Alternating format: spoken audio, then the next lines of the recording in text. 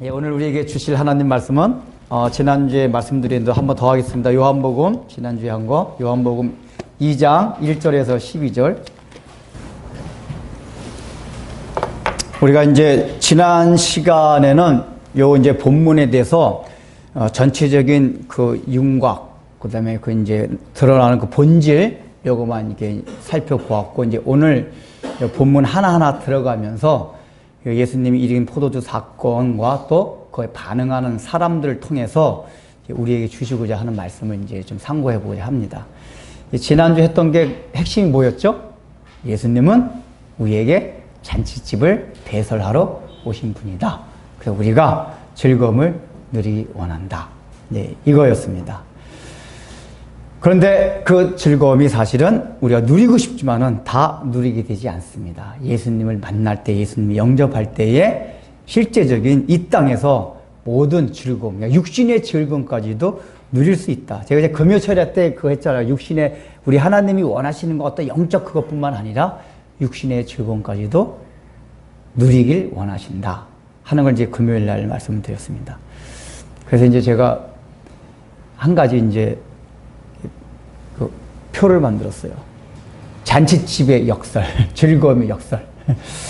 기억하시고 꼭 그걸 하세요. 자, 한번 따라하세요.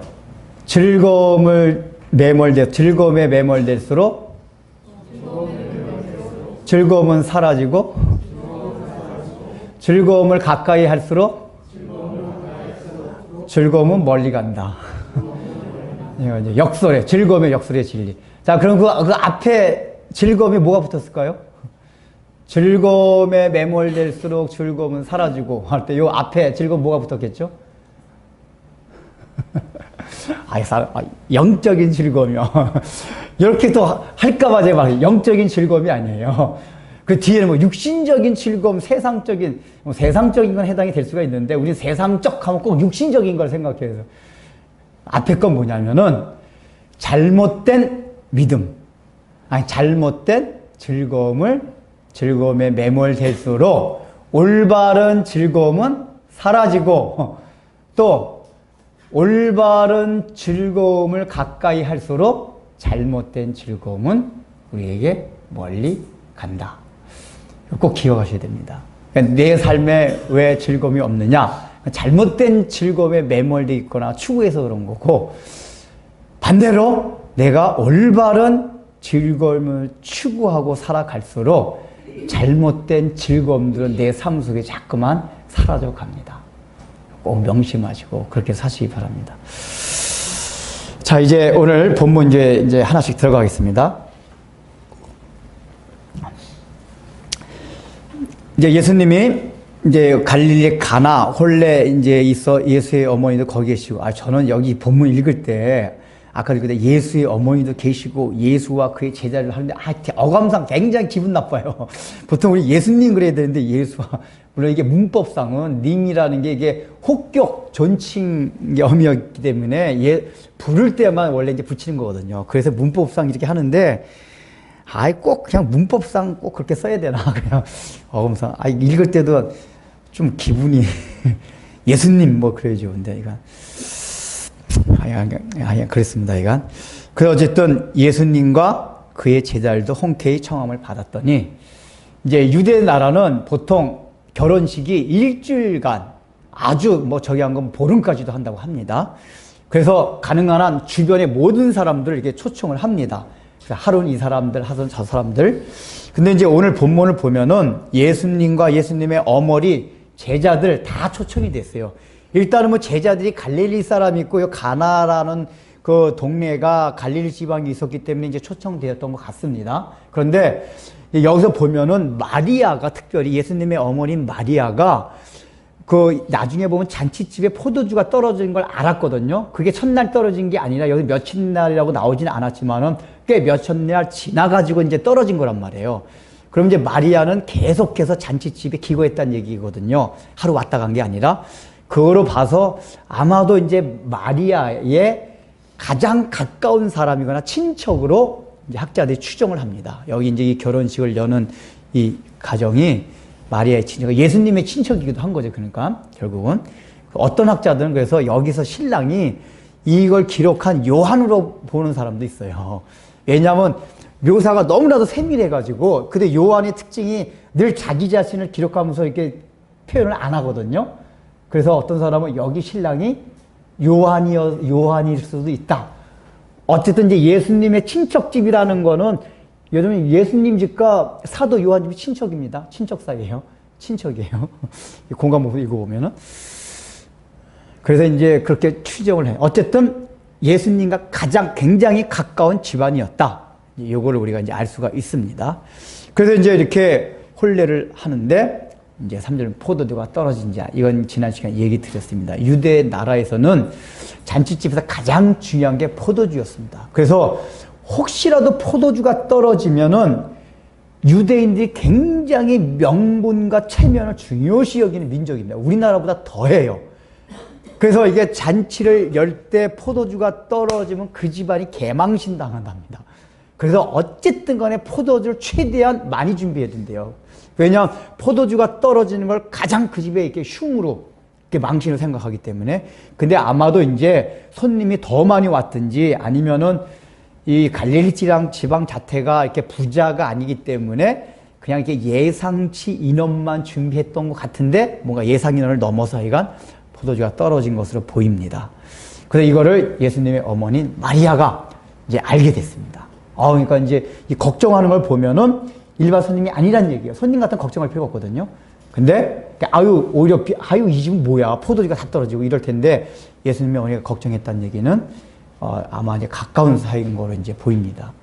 그래서 걱정이 되면서 이제 예수님을 부른 거야. 예수야! 아마 이렇게 부를 거였죠, 이제. 이름이 예수님, 원래 이제 예수였으니까, 예수야, 일로 와봐.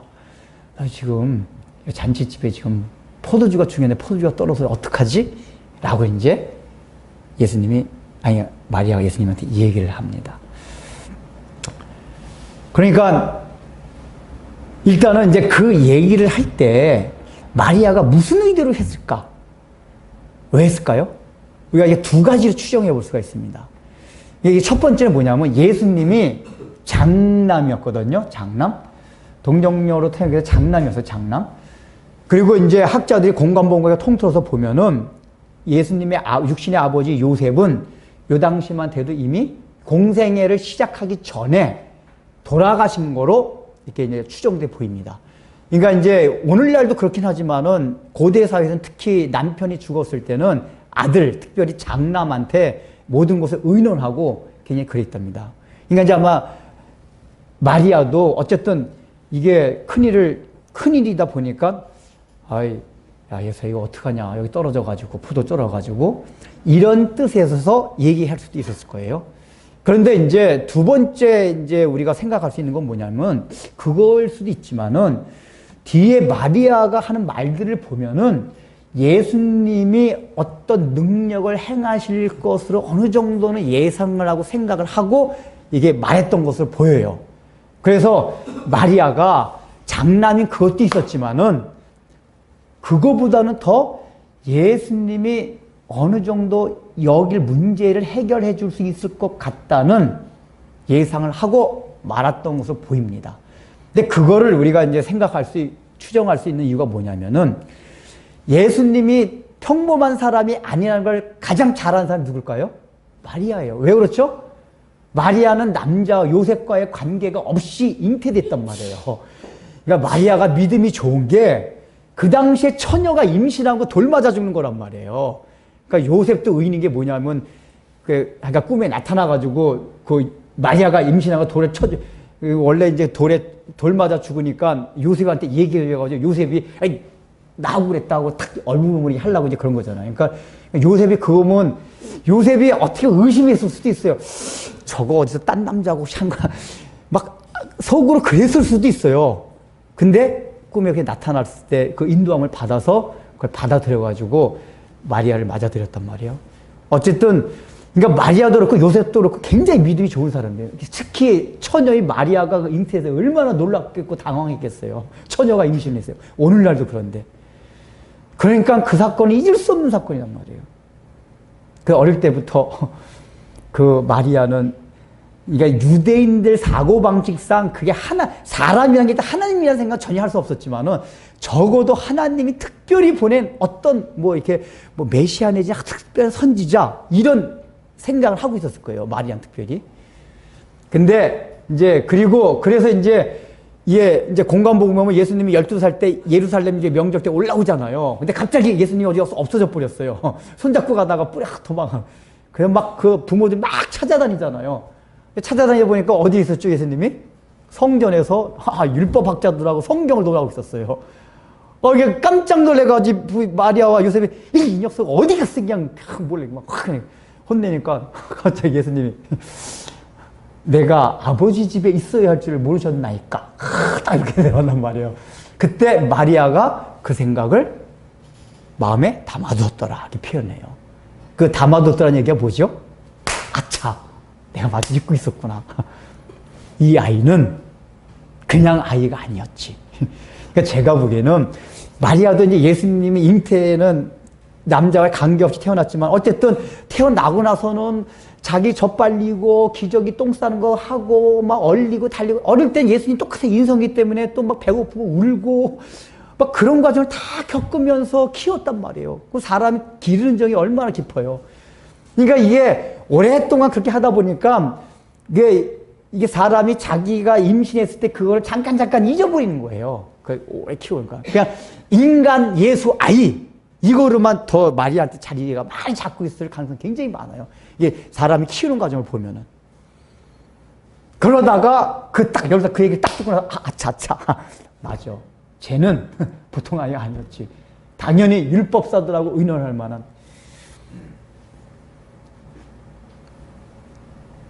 그리고 오늘도 그러니까 그런 거를 시시때때로 아마 마리아가 이게 물론 완전히도 100% 인간이시기 때문에 그 아들로서 자라는 과정을 보면서 잊어버리기도 했지만은 또 어떤 때는 저 아이는 단순하게 일반적인 그 아이가 아니다.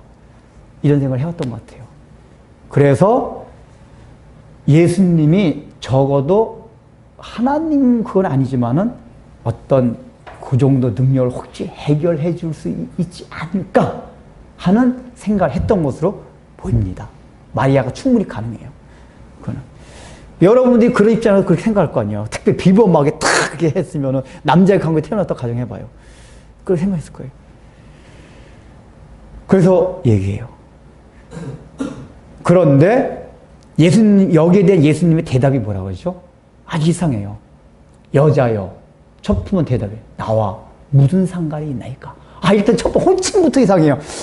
이게 이제 아마 그 전까지는 다 엄마라고 불렀을 거예요. 뭐 엄마나 어머니나 막 불러왔는데 갑자기 예수님이 여자여. 그러니까 일단은 우리말 어감상 여자여라는 건 굉장히 버릇없이 무례하게 느껴져요. 근데 실제로 이게 이제 유대에서는 이 말 자체가 어머니 아닌 건 맞아요. 그러나 무례한 표현은 아니에요. 여자를, 아줌마를 존칭해서 하는 표현들이에요. 예를 들면 우리가 마담 하면 우리나라에서는 술집 여자 같이 생각하잖아요. 근데 원래 프랑스에서는 술집 여자가 아니에요. 그냥 여자에 대한 존칭 언어지 그런 식으로 이제 우리 어감상은 여자야 하면 버릇없는 거 같지만 그건 아니고 굉장히 존칭해서 하는 말입니다. 근데 그럼에도 불구하고 일단 예수님이 무슨 자기 엄마한테 여자여가 뭐예요? 아무리 존칭을 써도 뭐 어머니 그냥 엄마 그래야 되는데 여자여라고 썼어요. 그러니까 아마 이 얘기를 들 때 마리아가 아주 속으로 당황했을 거예요. 얘 제가 갑자기 또 왜 그러나? 왜 갑자기 여자여 그러나? 그 다음 말도 이것이 나와 무슨 상관이 있나이까? 라고 얘기를 해요. 그래서 호칭부터 여자여. 그리고 그 다음 말이 이 일이 나와 무슨 상관이 있나이까? 포도주가 떨어진 일이. 그리고 그 다음 한 말도 이상해요. 내 때가 아직 이르지 아니하였나이다. 알쏭달쏭한 얘기만 해요. 그러니까 예수님이 이런 말을 이제 하신 거 보면은 여러분들이 이제 이 공관복음서를 읽을 때는 늘 이 현장의 사건 속으로 잘 들어가서 이렇게 보셔야 돼요. 이게 막연하게 이렇게 소설책 읽지 말고 특히 요한복음 같은 거 보면은 예수님이 한 행동이나 말들을 보면은 이게 굉장히 양심적인 학자들은 그런데요. 예수님을 자세히 보면 성형군자라고 하는데 성인이 아니다. 예수님이 이제 하나님이든지 아니면은 과대망상제 둘 중에 하나다. 왜냐하면 요한복음 특히 그런 게 많이 나와. 이게 성인군자 같은 말씀을 안 하세요. 예, 보면은 예수님이 가만히 행적이나 말을 보면은. 그리고 제자들이 이런 말을 그대로 적었다는 얘기는 제자들 자체도 예수님을 이렇게 성인을 받들고 예수님을 어떻게 뻥칠라, 뭐 예수님을 뭐 이렇게 일부러 뭐 신격화 해가지고 이런 게 아니에요. 신격화 하려면 굉장히 좋은 것들만 해야 되잖아요. 근데 보면 제자들이 있는 그대로를 기록한 거 이렇게 보여요. 왜냐하면 아주 나쁜 게 뉘앙스를 느낄 수 있는 것들 막 그냥 그대로 기록하고 있거든요. 그러니까 우리가 이게 팩트를 어떤 사실을 기록한다는 이 관점을 잘 생각해도 예수님은 사실 둘 중에 하나. 그러니까 예수님을 4대 성인으로 생각하는 사람은 다 거짓된 사람들이에요. 정확하게 우리가 인식해서 양심을 가지고 똑바로 보면은 성경 자세히 보면 예수님은 과대망상자, 나쁜 사람은 아니고 과대망상자든지 아니면 진짜 하나님 같은 분인지 둘 중에 하나예요. 이거 여러분 잘 생각하셔야 돼요. 그러니까 우리가 공관복음을 볼 때 특별히 예수님이 누구신가 이거를 초점을 잘 두고 읽고 들으셔야 돼요. 그러니까 여기서도 마찬가지예요. 이게 무슨 성인군자 같은 무슨 여자요. 막 이런 얘기를 하고 그래요. 나중에 가면 더한 말도 막 해요, 예수님.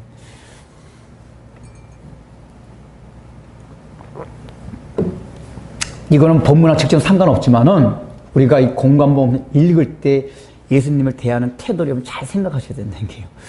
예수님 누구신가? 그러면은 도대체 이 말씀을 왜 하셨을까? 추정해 보시겠어요. 이 말씀을 하는 거는 마지막에 요한이 지난주에 말했지만은 이 사건을 통틀어 이 사건을 뭐라고 표현했죠? 갈릴리에서 보인 첫 표적이냐. 표적이라는 이름 말했죠. 미라클, 기적이 아닌 사인에 초점이 있다. 그러니까 사인이란 건 뭡니까? 어떤 길 가는 데서 이정표, 지침, 그 방향을 가리켜준 이정표가 사인이에요. 즉 요한이 이 사건을 보고 이 사건의 성격 규정이 뭐냐? 이거는 예수님께서 우리들에게 보여준 첫 번째 사인이었다. 어떤 거의 사인이었을까요? 예수님이 이 땅에 오신 이유와 목적이 무엇인지를 보여주는, 또 예수님이 누구신가를 보여주는 이정표였다. 그게 사인이었다. 다른 말로 하면 예수님께서 여기에서 한 거는 결과적으로는 물로 포도주를 만드셨지만은 그 하나하나 과정의 행동에 나타난 거는 예수님께서 의도성을 가지고 사인으로 보여주시기 위해서 이런 행동을 하셨다. 그 얘기예요. 예를 들자면 이제 조금 이따가 하겠지만은 그냥 포도주 만들고 싶으면은 예수님이 그런 능력이 그 창조주잖아요, 예수님이. 여기서 사실 말하는 거는 물로 포도주를 만든다는 것도 창조주 아니면 할 수가 없어요. 이거 마술 가지고 할 수 있는 게 아니에요. 마술 가지고 할 수 있는 거는 보이는 것만 그렇게 할 수는 있어요. 보이는 거. 이게 이게 포도주 모양으로 하는 건 마술 같이 할 수 있어요. 그러나 연회장이 맛을 봤을 때 이거 완전히 극상품 포도주, 여태까지 맛보지 못한 포도주 이렇게 했다는 얘기는 이거는 단순한 기적 정도 사건이 아니라 창조주 하나님이 하실 수 없는 사건인 거 보여준단 말이에요. 그러면은 그 창조주 하나님이 그냥 비난하려 뚝딱 말씀을 포도주에 있어져라, 있어라, 천지 창조하셨듯이 그러면 되잖아요. 근데 어떻게 하죠? 굳이 하인들에게 물을 가득 부어라 얘기하고 물을 그 항아리를 힘들게 연회장, 그 연회를 맡아 관리하는 그 사람한테 갖고 가가지고 그 사람이 맛을 볼 때 포도주로 되게 해요. 왜 이런 과정을 하겠냐요. 그냥 전부 뚝딱 만들면 얼마나 더 저기예요. 딴 더 폼나 보일 텐데. 그러니까 여기 모든 이 과정 자체가 예수님이 의도를 가지고 하셨다 그 얘기예요. 이 사인이라는 게 그거란 말이에요. 그러면 여기서도 첫 번째 여자여 나와 무슨 상관이 있나이까? 때가 아직 이르지 않았다. 이것도 예수님이 마음의 의도를 가지고 하신 거예요. 일단은 여자요. 이게 뭐냐? 이제 마리아로 하여금 이게 뭐냐면 공생애를 시작하면서 한 첫 표적이었잖아요. 그러니까 예수님이 실제로 메시아로서의 지금까지 30살까지는 부모 밑에서 평범한 사람으로 살아왔어요. 그러니까 인성만으로 살아왔어요. 인성. 평범한 아들로서. 그러니까 마리아도 특별히 지금 마리아는 남편이 없기 때문에 더 예수님을 의지하고 이렇게 살아왔을 거예요. 근데 그 마리아에게 이제 선포라는 거예요. 속 뜻은 거예요. 어머니, 이제부터 나는 당신의 육신의 아들이 아닙니다. 이거예요. 이제부터 공생애가, 메시아로서 공생애가 사역이 시작돼요. 이제부터는 원래 아버지께서 나를 이 땅에 보내신 목적, 인류의 구원을 위해서 하신 그 일이 시작이 되는 겁니다. 나를 아들로 생각하지 마세요. 그래서 그런 의미에서 어머니라고 안 부르고 여자, 일반적인 명칭으로 부른 거란 말이에요. 아마 마리아가 이 얘기를 들을 때 덜컹했을 거예요. 처음엔 당황했을 거예요. 그러면서 올 것이 왔구나. 왜냐하면 마리아는 누가복음에 보면은 그 수태고지 했을 때 그 안나, 그 제사장들이 그 예수님한테 예언한, 마리아한테 예언한 말들이 나와요. 뭐라고 예언하죠? 그 아기로 인하여, 원래 성령으로 잉태돼서 얼마나 놀라운 아기예요. 근데 또 예언이 뭐냐? 그 아이로 인해서 너가 찢어지는 슬픔을 겪게 될 것이다. 이렇게 예언했단 말이에요. 마리아가 굉장히 경건한 사람이었기 때문에 그 하나님의 선지자가 예언한 것들은 계속 기억하고 있었을 거예요. 이 말을 할 때, 그때 이 예수 제가 임신해 있을 때 천사들과 선지자가 예언해준 그 말들, 이게 이제 이루어지는 거구나. 내 곁을 떠나는구나. 뭔가 모르지만 이제 죄로 하여금 험난한 생애가 시작되는 거구나. 나로 하여금 그것 때문에 고통을 줄 수 있는. 마리아가 그 육신의 어머니여서 얼마나 예수님의 삶을 고통스러웠겠어요. 여러분 상상 안 해보셨죠? 그러니까 마리아가 참 훌륭한 사람이에요. 가톨릭에서 우상시해서 그런 거지 마리아 자체는 굉장히 훌륭한 인격을 가진 사람이에요. 그 육신의 어머니여서 아들이 당하는 그 고난을 볼 때 얼마나 마음이 저기 있겠어요. 그 예언대로 된 거란 말이에요. 이 여자라고 할 때 예수님이 선포를 한 거예요. 이제 어머니, 나는 이제 이 땅에 온 하나님의 뜻, 메시아로서의 공생애를 시작합니다.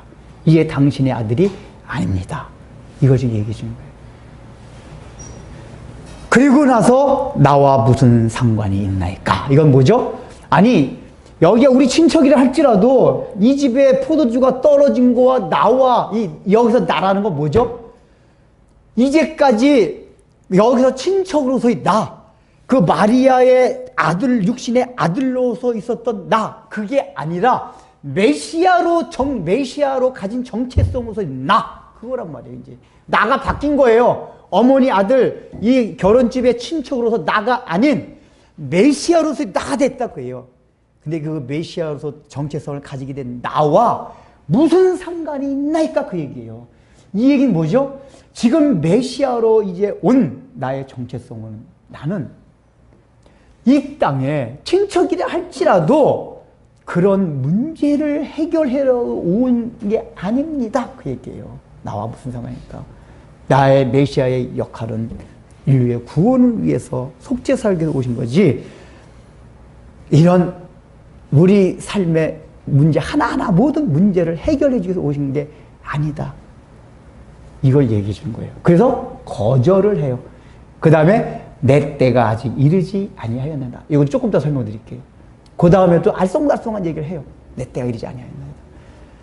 일단은 이 설명 조금 더 하고 거절을 했어요. 거절을 해요. 그러니까 이 얘기는 뭐죠? 내가 능력이 있다고 생각해가지고 이제부터 나는 메시아로서 삶을 살아가기 때문에 그 메시아의 정체성은 너희들이 갖고 있는 단순하게 하나하나 문제 자체를 다 해결사로 온 게 내가 아니다. 이 얘기를 딱 해주는 거예요.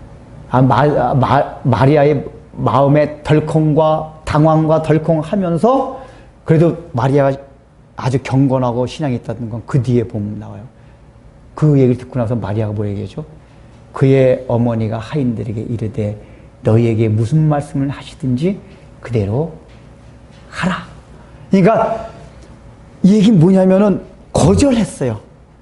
거절했음에도 불구하고 지금 마리아는 이제 예수님이 어떻게 하실지 나는 모르지만은 오직 저 예수님의 말씀, 제가 볼 때 아마 이때부터 마리아에게는 예수가 아닌 예수님이 아마 되었을 거예요. 왜냐, 그때부터 예수님을 계속 따라다녔거든요. 마리아가 이렇게 집에 있는 게 아니라 예수님을 따라다녔어요. 물론 바로 따라다닌 건 아니에요. 공감 바로 따라다닌 건 아니지만은 나중에 따라다닌. 그럼 아마 이때 이제 저 예수님이 이제 메시아로서 그걸 하게 되면은 내가 육신적으로 그걸 할 게 아니다. 그러면 여기서도 저 예수님이 어떻게 할지 모르지만 어떻게 하든지 나는 그 뜻에 그대로 순종해야겠다 라는 생각을 한 거예요. 이 마음이 기적이 일어날 수 있도록 사실은, 그러니까 여기서 기적이 바로 일어나지 않고 이렇게 두 가지 사람이 나옵니다. 하나는 그 마리아의 믿음, 또 하나는 그 하인들의 순종하는 그게 있었어요. 그러니까 예수님이 이 일을 있도록 하게 된다면 그 마리아의 그 마음, 하나님의 통치에 온전히 순종하는 마음. 그러니까 여러분들이 이게 실생활에서 뭘 의미하냐면은 우리가 문제 해결을 위해서 주님께 매달린다고 해가지고 꼭 문제 해결되는 게 아니라, 근데 실제 하나님은 우리의 삶 가운데 모든, 왜냐하면 구속의 은혜 가운데 이 세상의 문제 해결되면 다 포함이 돼 있는 거예요.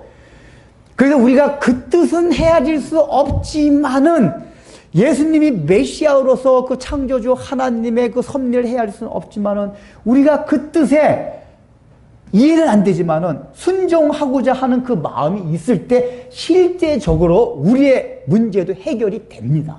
해결이 돼요. 그걸 우리가 명심해야 돼요. 그래서 마리아는 이렇게 반응을 합니다. 그 하인들에게 뭐라고 합니까? 너희 무슨 말씀을 하시니 그대로 하라. 그런데 딱 그 말 하자마자 예수님이 하인들한테 뭐라고 그러죠? 야, 너희들 저 유대인들에게 정결례식을 따라 항아리가 그 6개 있지? 항아리가 물을 가득 채워라 이게. 그리고서 실제 물로 포도주를 만드는 일을 행하십니다. 그러니까 여기서도 예수님 조금 전에 어떻게 해서 거절하셨어요. 마리아한테. 안 해주겠다. 나와 무슨 말이야. 거절하시고 나서 또 이제는 뭐죠? 해주셔요. 이건 몸 변덕이에요. 근데 요한복음을 보면은 이런 장면이 계속해서 나옵니다. 어떤 사람이 죽은 아이가 와가지고 예수님 와가지고 제 아들이 죽었습니다 할 때도 그거 뭐 나와 상관 뭐 있냐? 안 고쳐줄 것이 얘기해야 돼요. 그래서 나중에 와서 또 고쳐줘요. 나사로 고치러 갈 때도 그래요. 막 와가지고 죽기 전에 이 당시만 해도 그들은 예수님 죽은 사람 살릴 건 이제 믿음이 없었고 병든 사람 고칠 거라는 믿음이 있거든요. 그러니까 나사로가 막 죽을 병이 가지고 빨리 예수님 빨리 오셔가지고 우리 남형제 나사로 좀 빨리 고쳐주세요라고 막 그 마리아가 해요. 예수님이 뭐 거의 신경도 안 쓰고 그거 뭐야 그거 느그적거리고 막 이러겠어요. 빨리 안 가시고. 그러다가 소식 딱 온 게 이미 죽었습니다. 끝났습니다, 주님. 빨리 안 오셔도 돼요. 그리고 나중에서도 고쳐주세요. 오병이어가지고도 그렇고 다 보면 예수님이 지금 뭐냐면 뉘앙스가 처음에는 뭐 요청을 할 때 다 별로 거절하듯이 그거 어쩐데 이런 식으로 다 얘기를 해놔요. 그리고 나서는 그들이 요청하는 걸 또 해주세요. 여기서도 그래요. 여기서 그걸 뭘 말하는 거죠? 지금 예수님께서는 일단 안 해주신 건 뭐냐면은 내가 단순하게 너희들에게 이 세상을 살아가면서 육신적인 문제 해결 그것 때문에 행하는 이 기적이 아니다. 그러나 우리가 표적으로서 상징적으로서 사인이어서 어떤 걸 보여주기 위해서 내가 이것을 행한다 그 얘기예요. 이 얘기는 우리가 삶을 살아가다 문제 해결도 마찬가지예요. 우리가 단순하게 문제 해결 이 자체 예수님 no 거절하듯이 느그적거리고 응답도 안 해주세요. 그런데 예수님이 어떤 때 딱 해주십니다. 근데 그 해주실 때는 뭘 바라고 해주시냐? 사인으로. 그 사인은 뭐죠? 마지막에 예수님이 누구신지를 알고 예수님을 믿게 된 거. 그러니까 예수님이 누구신지를 더 알고 하나님이 누구신지를 알아가는 지식이 있게 하기 위해서 이런 사인을 보여주신다 그 얘기예요. 그냥 문제 해결 자체만 해주시는 게 아니라 이거 우리가 다 기억해야 돼요. 처음엔 거절했는데 나중엔 해주십니다. 예수님이 메시아로서 오신 목적이 무엇인지를 첫 번째로 지금 기적을 통해서 보여주시는 거예요. 자, 그래서 이제 그 과정을 봅시다. 이제 거절했다가 청을 들어주십니다. 근데 하인은 뭐라 하죠? 여러분 정결 예식을 따라 둔 항아리 6개 나와요. 그러니까 정결 예식이라는 건 뭐냐면 유대인의 율법 가운데는 잔치집 성전 들어갈 때부터 시작해서 모든 집에 들어갈 때는 손발을 씻고 들어가는 정결 예식이 율법으로 정해져 있었습니다. 하나님이 그 법을 주신 것은 물론 우리에게 깨끗함을 받아야지 하나님의 집으로 들어갈 수 있다는 것을 보여주시기 위해서 상징적으로 그 법을 주셨거든요. 근데 그 당시에 유대인들은 그 형식적인데 매달려가지고 실제로 이게 무슨 씻는 거로 자기네들이 깨끗함을 받는 거로 생각을 했어요. 그래서 우리가 복음서를 읽어보면 계속해서 바리새인과 서기관들이 그거 딴지 걸잖아요. 야, 왜 너네들과 너의 스승은 꼭 손도 안 씻고 밥 먹냐? 손도 안 씻고 집에 들어가냐? 이게 계속해서 딴지를 걸어요. 이 사람들은 게 컸던 문제란 말이에요. 그래서 이 정결이 뭐냐면 그 율법의 의식을 따라가지고 이 잔치집에 들어가기 전에 다 손발을 씻고 들어갔다 그 얘기예요. 실제적으로도 유대 땅은 먼지가 많기 때문에 어디 들어갈 때 이렇게 깨끗이 닦아야 됐대요. 근데 예수님이 그 정결 예식을 위해 물 담아둔 항아리에 물을 채우라고. 이 얘기는 뭐죠? 항아리가 비어 있었다 그 얘기예요. 왜 비어 있었을까요? 잔치집에 오는 손님들이 계속해서 이제 담아놓은 거 막 물 떠서 막 씻고 손발을 닦았을 거 아니에요. 그러니까 물이 다 없어진 거예요. 그러니까 포도주가 끝난과 동시에 물도 없어졌어요. 여기서 근데 예수님이 다시 물을 채우라고 하고 그 물을 가지고 포도주를 만드십니다. 이게 예수님의 의도예요. 왜 그냥 포도주가 있으라 하지 않고 굳이 그 항아리에 또 물을 채워서 했을까요? 첫 번째, 이 항아리와 이 돌로 된 항아리와 물이 뭘 의미할까요? 이게 유대인들이 갖고 있던 성전 체제 안에서의 모든 사고 방식과 삶의 방식을 총칭해서 압축해서 얘기해 주는 게 바로 이 돌 항아리에 있는 물이었어요. 돌 항아리에 있는 물을 통해서 그들은 깨끗함을, 하나님 앞에 나가는 깨끗함을 받았단 말이에요. 이게 무슨 얘기입니까? 유대인이 갖고 있는, 그러니까 인간이 떠는 물, 인간의 공로, 인간의 노력, 인간의 의지, 인간의 재능, 이런 것으로 어떤 생각을 갖고 있었냐면 깨끗함을 받을 수 있다. 온전하게 되어질 수 있다. 라는 사고방식이 그 당시에 유대인들이 다 가지고 있고 그걸 표면적으로 상징으로 보여주는 게 정결 예식이었어요. 근데 예수님은 그걸 지금 깨주는 거예요. 그 물이 아니라 포도주가 있어야만 흥겨워질 수 있는, 그리고 그러니까 거기 원래 너희들이 정결 예식을 그거로 했는데 여기 포도주가 됐던 건 뭐냐면은 사실은 그 물이 아닌 포도주가 온전하게 정결 예식을 할 수 있게 되는 것이다 하는 거를 지금 상징적으로 물론 그 당시 사람들이 그걸 깨닫지 못했을 거예요. 그러나 표적을 통해서 보여주는 게 그거예요. 포도주가 정결 예식을 위해서 필요한 거다. 근데 왜 굳이 물로 만들었나요? 이건 뭐냐? 물이라면 그 당시에 뭐 율법 체계라 그랬잖아요. 이 얘기 뭐냐면은 첫 번째는 이 물이 아닌 포도주가 이 역할을 한다. 그러니까 물이 소용이 없다는 걸 가르쳐 주는 거예요. 두 번째 뭐냐면 그럼에도 불구하고 또 물로 가지고 만들었어. 이 얘기 뭐냐면 또 물을 토대로 해서 이걸 만들었다는 얘기는 물이 필요 없음과 동시에 이 포도주는 물을 토대로 만들어졌다. 즉 율법을 토대로 해서 포도주가 만들어졌다 그 얘기예요. 그러니까 복음서를 보면은 실제적으로 예수님께서 이 땅에 오셨을 때 모든 율법이 아닌 예수님의 피공로로 구원 주는 것이 표현돼 있어요. 말씀을 해주셨어요. 그럼에도 불구하고 예수님이 말씀해 주신 거는 내가 율법을 폐하러 온 것이 아니라 완성하러 왔노라. 율법의 마침편이라 얘기해 주셨어요. 즉 율법이 토대로 돼가지고 십자가의 구원. 왜 그렇죠? 율법으로 인한 것 때문에 율법에 주어진 것 때문에 형벌이 반드시 있어야 됐고 그 형벌 때문에 예수님의 십자가의 피 흘리심이 있는 거였단 말이에요. 그러니까 예수님의 피 흘리심 자체가 율법이 토대된 거예요. 그러니까 여기 포도주가 우리가 피라고 할 수 있는 건 뭐냐면 예수님이 마지막 십자가에 못 박혀 돌아가시기 전에 제자들과 다 함께 만찬을 합니다. 만찬을 하면서 뭐 하죠? 오늘 성만찬의 유래가 된 거, 명령하신 거. 포도주를 다 나누어 주십니다. 이 잔을 마시라. 그래서 뭐라고 표현하셨죠? 이 마시는 잔은 내가 너희를 위하여 흘리는 언약의 피니라.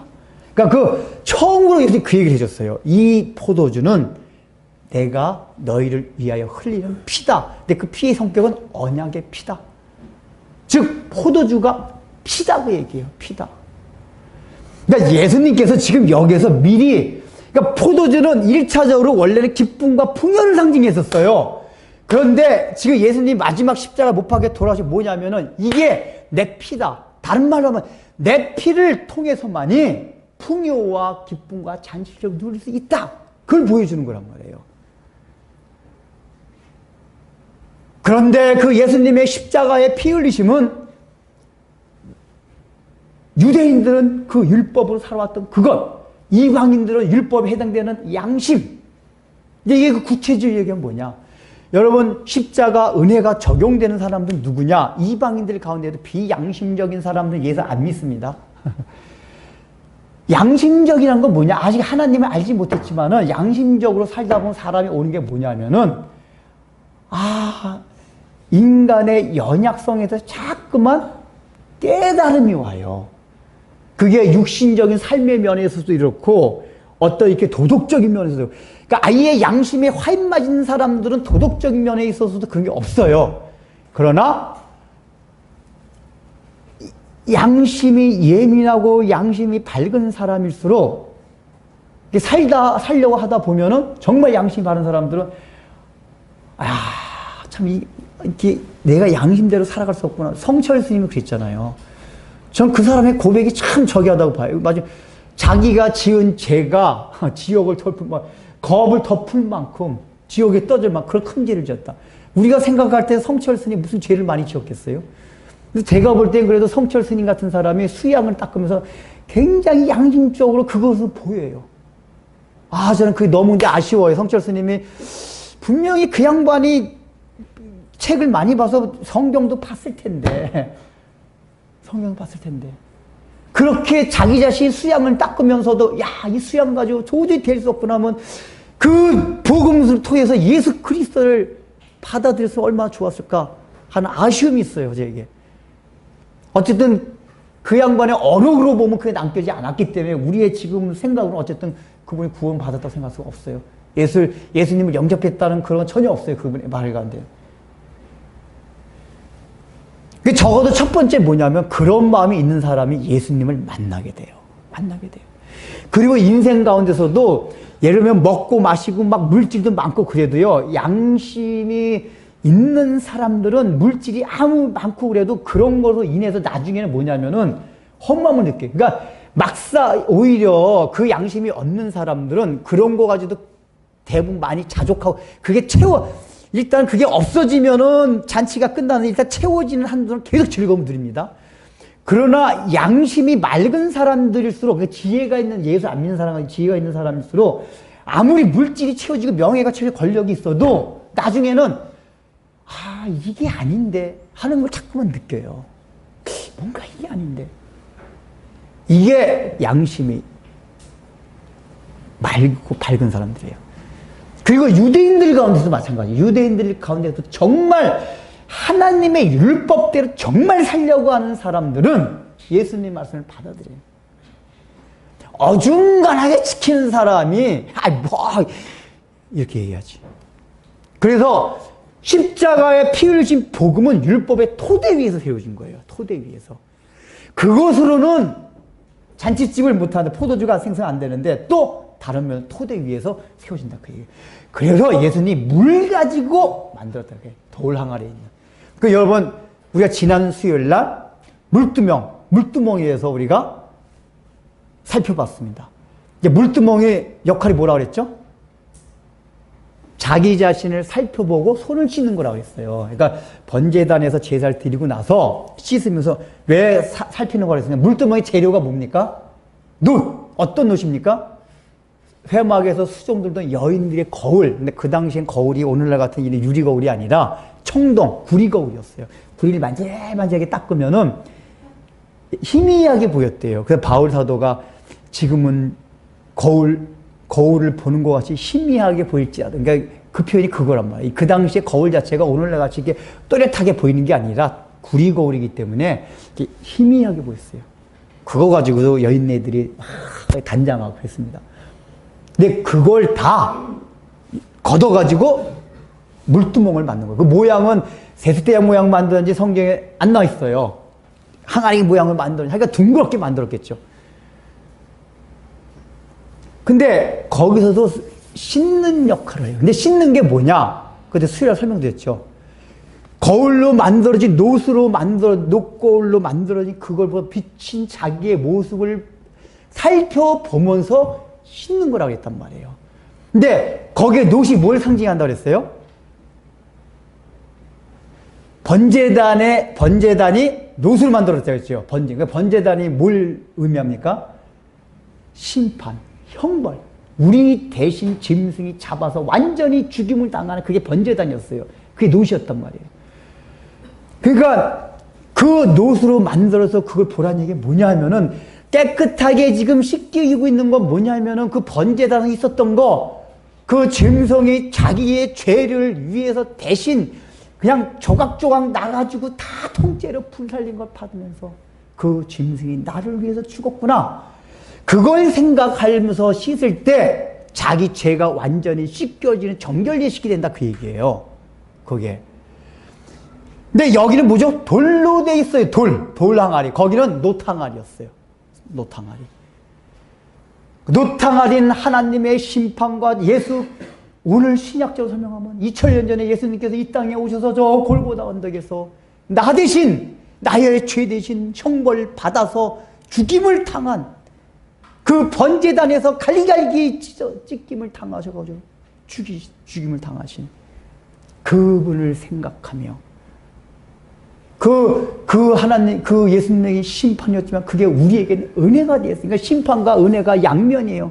예수님에게는 심판이고 형벌이세요. 우리 죄 대신. 근데 그게 우리에게는 은혜가 되었어요. 그냥 우리가 깨끗함을 입을 수 있는 거는 그걸 기억하고 상고하고 되새길 때 깨끗해질 수 있다, 그 얘기예요. 그 물두멍에서 씻는 건 그거예요. 특별히 그 물은 이제 나중에 좀 더 하겠지만, 니고데모 할 때 하겠지만, 그 물은 신약성에 또 말씀을 의미해, 말씀. 그래서 뭐죠? 이 예수 그리스도의 속죄를 가르쳐준 모든 하나님의 말씀들을 통해서 그걸 계속 우리를 살펴보는 거예요. 그럴 때 이게 사실은 정결예식이 된다, 그 얘기예요. 돌로 만든 항아리가 아니라 놋으로 만든 항아리. 그래서 이 돌로 만든 항아리에 물을 부어가지고 가득 부어서 가득 건 뭐죠? 이게 율법의 온전한 충족을 다 이뤘을 때 예수님께서 피를 흘리셨다.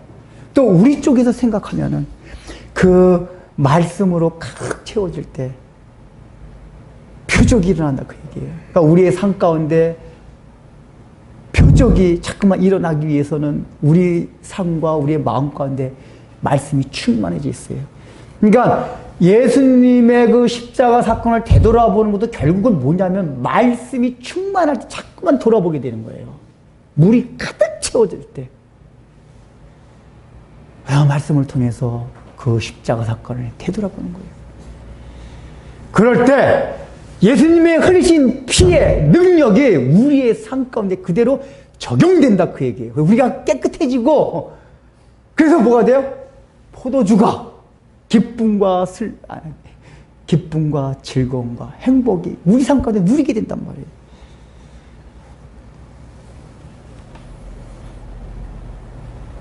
그 포도주는 예수님의 피였습니다. 예수님을 만나야 돼요. 예수님의 피공로를 믿음으로 받아들여야 돼요. 이게 물이 포도주 되는 과정이 있는 겁니다.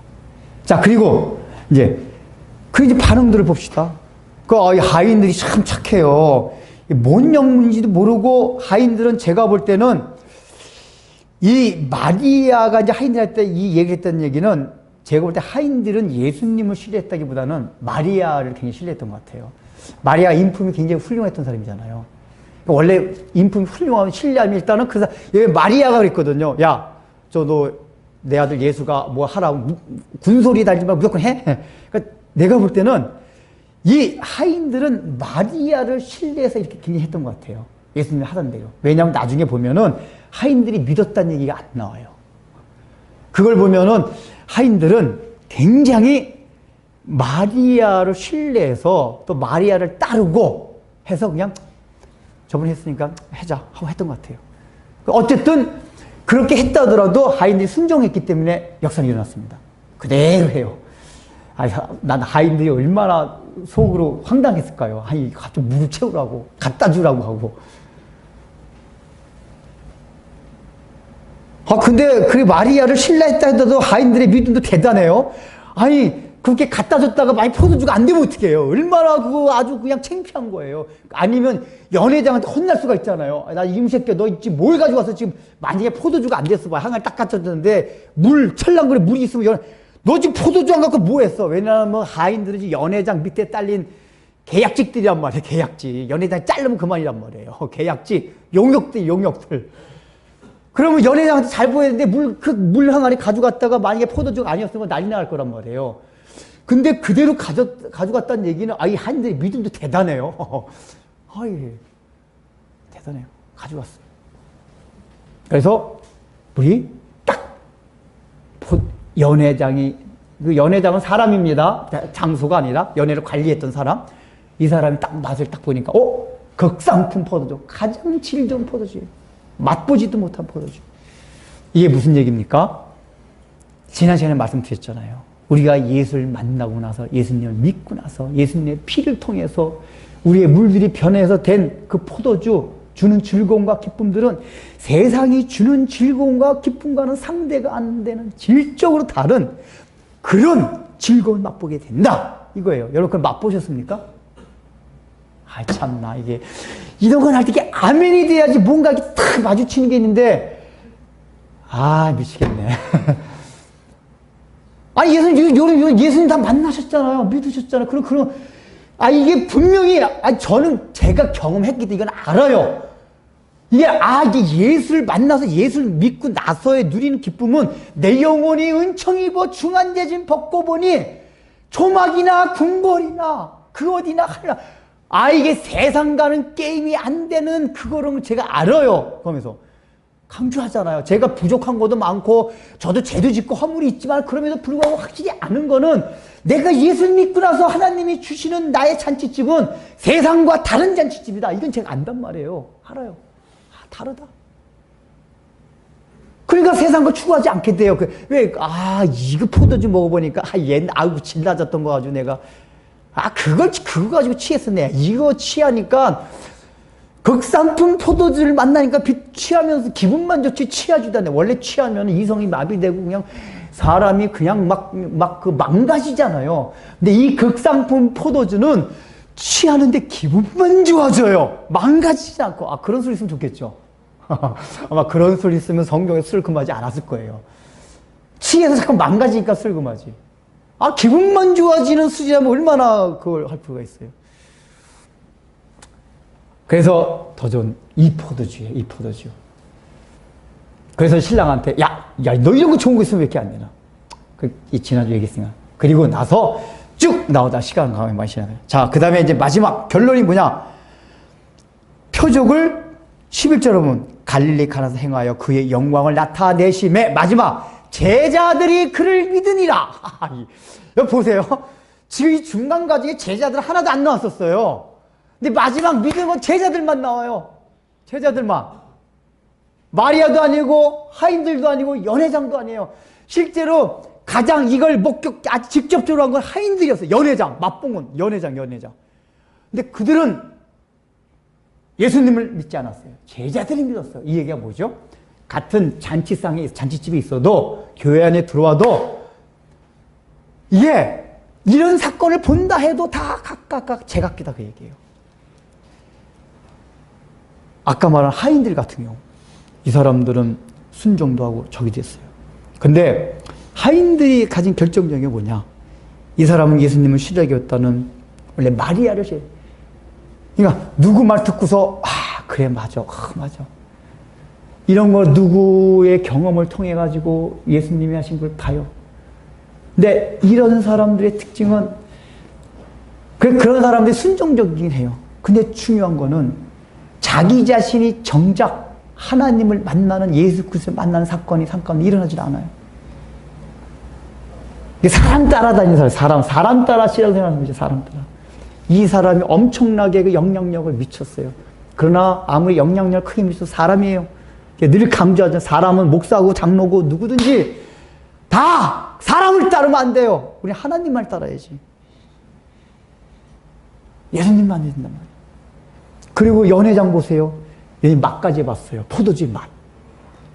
그러니까 이게 무슨 얘기냐면은, 그러니까 교회 안에 들어오면 하나님이 잠깐 그 예수를 믿음으로써 오는 그 기쁨과 즐거움 맛보여 주실 때가 있어요.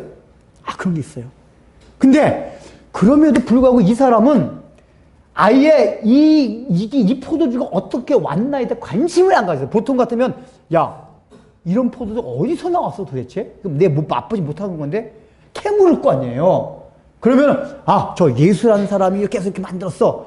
이걸 밝혀낼 텐데, 이 사람은 그냥 맛본 포도 자체만 즐겼어. 거기만, 야, 이거 기가 막힌 세상에 맛보지 못한 포도주네? 이것만 즐겼어요. 근데 우리가 신앙세계 안에 들어와서도 그런 경우도 있어요. 하나님이 어떤 은혜를 주실 때가 있어요. 복을 주실 때가 있어요.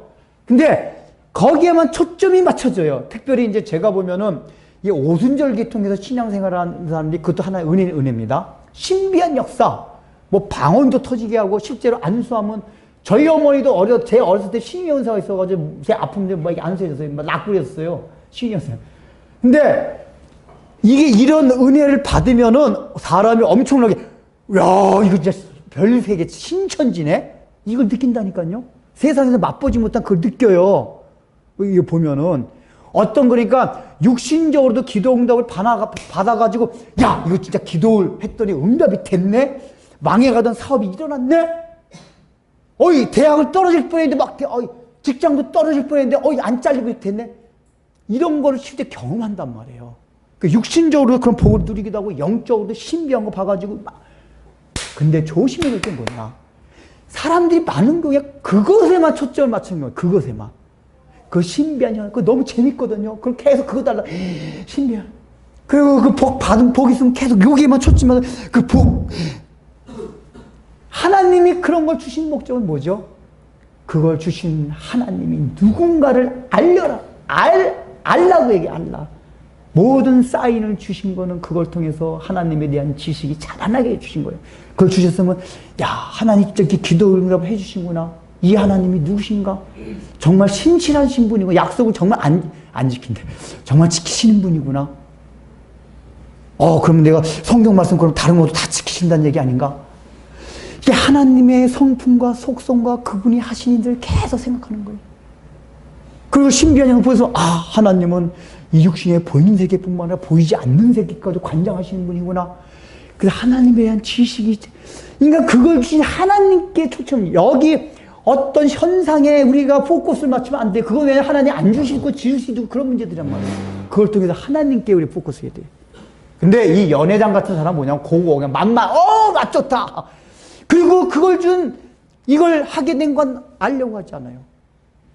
우리가 그런 걸 봤으면, 그러면 진리가, 그 하나님이 누구시고 이 하나님을 말해주는 성경이 무엇인가 성경을 알려고 하고, 말씀을 연구해보고 싶어 하고, 그래서 설교를 듣고 싶어 하고, 맨 그런 체험받은 사람, 맨 그 체험만 받으러 쫓아다녀요. 어디 기도원에. 그걸 주신 하나님 누구신가를 알가면 성경을 읽고 막 해야 되잖아요. 그리고 관심이 없어요. 그것만. 이 연회장의 믿음을 끝난단 말이에요. 내 마지막엔 제자들이 그래 믿으니라. 근데 여러분, 지금 1장 시간만 생각, 1장에, 아니, 요 제자들 원래 믿었던 사람들 아니었나요? 우리가 이런 의미 있을 수가 있잖아. 왜냐면 요 당시 제자들, 이게 공생의 초기란 말이에요. 1장에서 예수님 만난 제자들 있었죠? 요한, 안드레, 시몬, 여기 바돌롬의 다른 이름, 나다니엘, 이 제자들이었잖아요. 원래 예수님 만난 사건이 나왔어, 입장에서. 그럼 믿었던 거 아니었나요? 근데 여러분, 표현 보면, 여기 1장에 보면 다 뭐라고 나오면 예수님을 믿었더라 표현되지 않고 예수님을 만났더라. 그렇게 표현해요. 그러니까 이 만난 것 자체 뭐냐면 믿음의 첫 사건이에요. 첫 사건. 그걸 인정해서 받아들인 건 맞아요. 여기서 만났다고 하자고 믿었다는 게 뭐냐면은, 만난 사건으로 인해서 예수님에 대한 지식이 더 깊어졌다. 그 얘기예요. 이 믿음이라는 게. 1장에서 보면은 우리 믿음인지 알았지만은 요한은 그걸 만났다라고 만났다. 믿음이.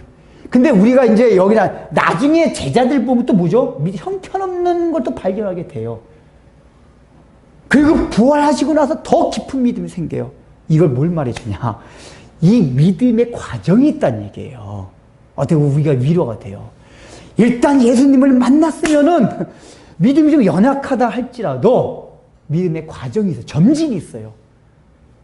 그래서 처음에 딱 만나고 눈이 딱 떠져서 예수님 누구시네? 근데 점점 예수님이 누구신 거에 대한 지식이 점점 깊어져서 그 믿음이 신뢰성이 더 커져요. 그래서 우리가 그걸 바라고 하나님 내가 예수님을 더 잘 믿을 수 있는 깊은 지식이 생길 수 있는 그걸 주옵소서라고 계속 기도를 하셔야 돼요.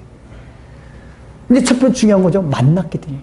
그러니까 제가 볼 때 제자들이 지금 똑같은 사건을 보고도 이게 믿었다. 이 얘기 왜 중요하냐? 제가 보기에는 그래요. 성경에서 그 이유는 설명하지 않아요. 그러나 우리가 추정해 보건대 제자들은 먼저 세례 요한의 증거들을 통해 가지고 특별히 나다니엘 같은 경우도 세례 요한의 말씀을 많이 들었고 구약 성경에서 굉장히 깊이 묵상했던 사람이었어요. 말씀 자체를. 그러니까 이 제자들의 특징은 세례 요한에서 배웠고 구약 성경을 깊이 했기 때문에 예수님을 만난 뒤에도 이분이 구약에서 예언했던 그분 예수님 자체에 대해서 굉장히 많이 생각과 묵상을 했다 그 얘기예요. 그러니까 이 사람들은 이 포도주 사건을 보면서도 이 사건 자체에 초점이 맞춰지는 게 아니라 저분이 저 사건을 일으켰다고 과연 저분은 누구신가? 여기에 더 생각과 포커스를 맞췄다 그 얘기예요. 그분이 누구신가? 그래서 얻어낸 결론이 예수님은 그러니까 만났을 때 그걸 느꼈지만 참 메시아고 하나님이구나. 그래 믿음을 고백했단 말이에요. 그게 믿음이다. 그래서 여러분들이 이제 다 교회 안에 오셨다는 얘기는 저도 교회 안에 나오셨다는 얘기는 다 예수님을 만난 분으로 저는 봅니다. 적어도 어설프게라도 예수님 누구신지 이거에 대해서는 우리가 다 의식을 갖고 있어요. 만나지 않았다면 여기 나오겠어요? 이 좋은 날 단풍 구경 가지. 미쳤어요? 저 같으면 예수하면서 맨날 토요일마다 캠핑 가지. 한국이 절대로. 왜 나와요? 뭔가 예수님 그래도 안 나가면 뭔가 찜찜해. 우리가 그렇잖아요. 나와. 이건 그래도 예수님을 만났으니까 그나마. 근데 만났다 하더라도 이제 믿음이 성장을 해야 돼요. 그죠? 그 성장이 뭐죠? 예수님이 누구신가? 그 누구신 건 그리스도이시고 하나님의 시에 대한 그 지식이 자꾸만 커가야 돼요. 커갈수록 우리가 하나님을 더 깊이 신뢰하게 돼요. 신뢰하게 되고 이런 사건을 보면서 여기서 그러니까 이 사건의 결론이 예수님을 믿음이라고 해요. 믿음.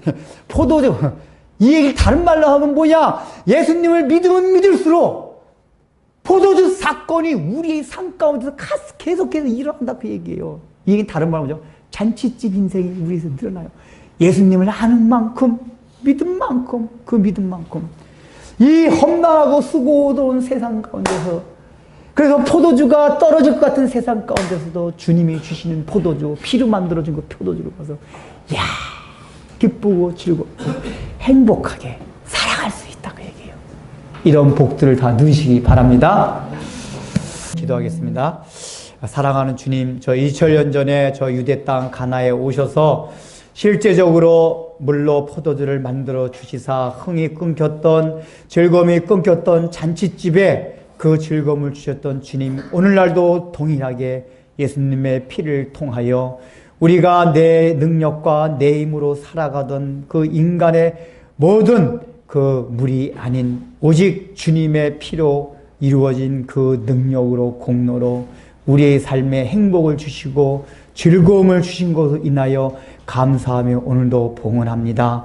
하나님 아버지, 우리가 그렇게 주님을 만났음에도 불구하고 여전히 주님에 대한 지식이 얇아서 주님을 깊이 신뢰하지 못하고, 그래서 우리가 이 땅을 살아가면서도 여전히 한날의 기쁨과 즐거움을 누리지 못하고 근심과 걱정으로 눌림 때문에 헤매는 적이 얼마나 많이 있습니까? 이제 제자들의 믿음이 점점점 성장해 간 것처럼 저희들 가운데도 주님께서 날마다 은혜를 주시어서 믿음이 성장케 하여 주시고 하나님을 알아가는 지식이 우리의 삶 가운데 넘쳐나서 우리의 삶 자체가 날마다 기쁘고 즐겁게 살아갈 수 있는 은혜와 복들을 저희 모두에게 허락하여 주옵소서. 예수님의 이름으로 기도드립니다. 바랍니다. 축도하고 예배 마치겠습니다.